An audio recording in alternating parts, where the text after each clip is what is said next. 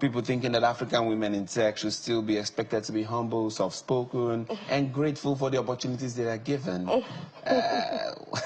Damilola, let's come to you. What do you think? How do we face it out? You know, I have to actually be honest here. A lot of things have changed from when I started off in tech. I'm seeing more women. I'm seeing more awareness. I'm seeing more conversations around women in tech. In fact, I remember going to one of the... And when we started off, we'll go to schools, and if you ask, you know, girls, what do you want to be? Very few of them would think about tech or any STEM-related field. Now, when we enter into a room and we're having those same conversations, at least 90% of them are telling you, yes, they want to work in tech, they want to work with in STEM field, science, technology, engineering, and math. So things have actually really shifted. And in terms of the awareness, in terms of even just the confidence of young girls, because I'm seeing more mentors go into schools and talk to young girls about technology.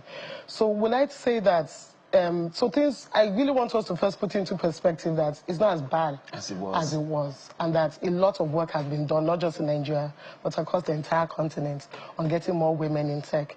The second one is, but do we still face discrimination? Do we still face all these workplace challenges? Absolutely. And when you talk about it from that angle, absolutely.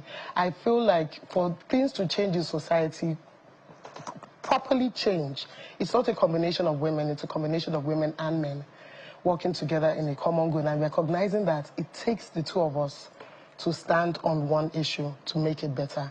And I'm going to tell you this from my personal experience. I always say this every time I have an opportunity to.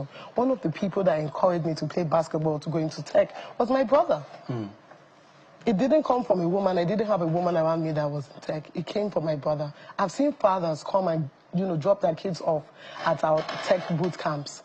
And it's fathers. I've seen brothers encourage their sisters to learn coding. So, you know, that's that part of society that says you're not too big to do this. You know, the discrimination ends when your brother is recognizing that the other woman in his office can literally be sister. You know, and so just that perspective changing and shifting. I think also the men have gotten used to having us in the room. I feel like the challenges we're having now is having us at managerial position, having us sit on committees that affect the entire country in terms of technology. You still see that the ratio of women is still very low. You have less than 20, 30%, in some cases not even up to. So those things I would love to see change. But in terms of women wanting to get into tech, absolutely. I also think it's important that women don't have to feel like they need to work 10 times more. You should just, you should be able to, don't get validation, and I say this to the women listening to me, don't feel like you need to get validation from the amount of work you do. You already have validation that you finished that course and you're in that room, you know. So, and a lot of times I feel like that's drive to want to work more, and they're now not recognizing that you've done it, you can do it, you've been doing it.